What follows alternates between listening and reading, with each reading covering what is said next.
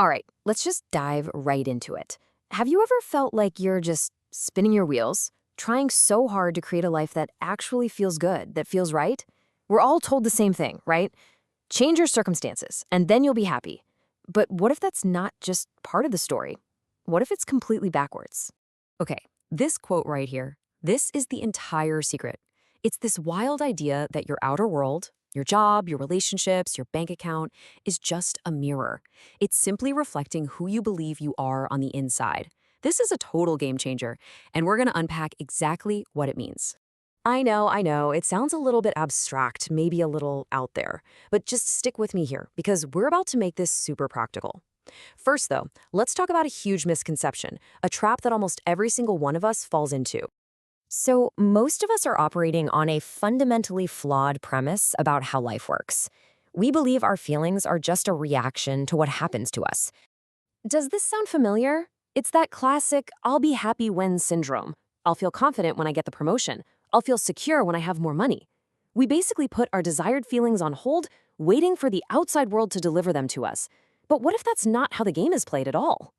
So here it is. The mind-blowing truth is that this whole equation is flipped. It works the other way around. You have to cultivate the internal feeling first, and then your external reality will literally shift to match it. It's a radical thought for sure, but it is the absolute key to everything. Okay, so if our inner world is in the driver's seat, what exactly is this inner world? Well, that brings us right to the heart of this whole thing, the identity principle. Think of your identity as your internal operating system. It's the software that's running in the background 24/7. It's made up of all the stories you tell yourself about who you are, what you deserve, and what's possible for you. And that code dictates almost every choice you make.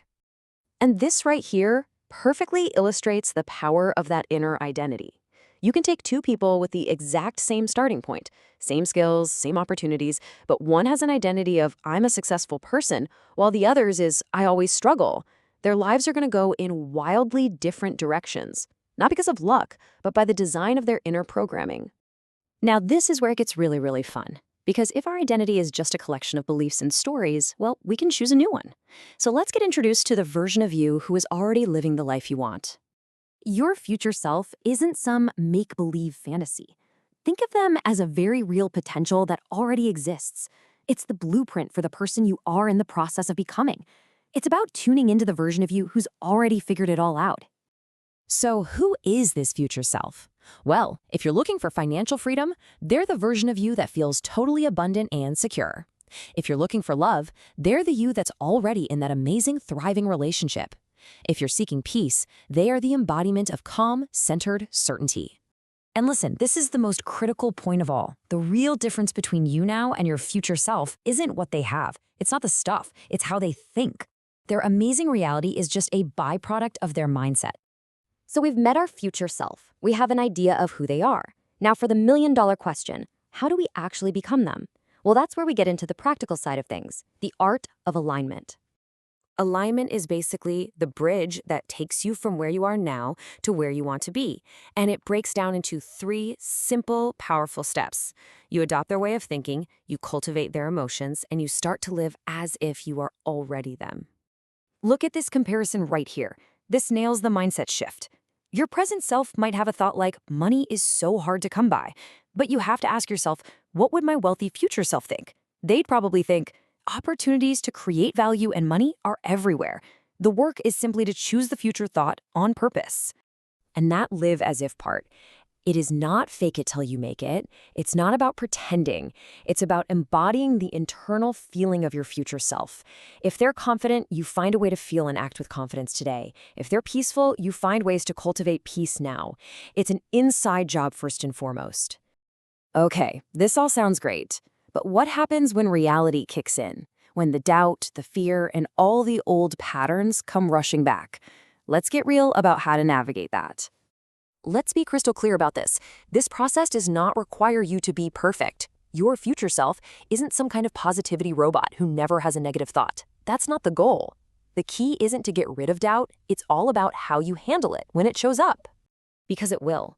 Doubt is going to creep in. Your old identity will try to pull you back. That's a guarantee. So the only question that matters is, what are you going to do in that moment? And here's the answer. You return to the identity you have chosen. You don't fight the doubt. You don't argue with it. You just notice it, and then you gently redirect your focus. You remind yourself, that's an old thought. That's not who I am anymore. It's about consistency, not intensity. So what's the ultimate payoff for all of this inner work? Well, this is when the magic starts to happen. This is when your external reality begins to catch up and reorganize itself around your new identity. And look, this isn't a lightning strike. It's more like compound interest. Every single time you choose an aligned thought, every time you take an action from your new identity, it's like making a tiny deposit. And at first, it doesn't look like much. But over time, all those tiny shifts compound into a life that's almost unrecognizable. And the craziest part is, when your dream life actually manifests, it won't feel like a surprise. It won't feel like a fluke. It'll just feel natural. It'll feel like coming home. You'll think, of course this is my life. This is the person I became. So in the end, the question isn't really about whether your dreams are possible. They are. The only real question is this: are you willing to become the person for whom that dream life is the natural reality? The second you decide to align with that future self on the inside, the outside world has no choice but to follow.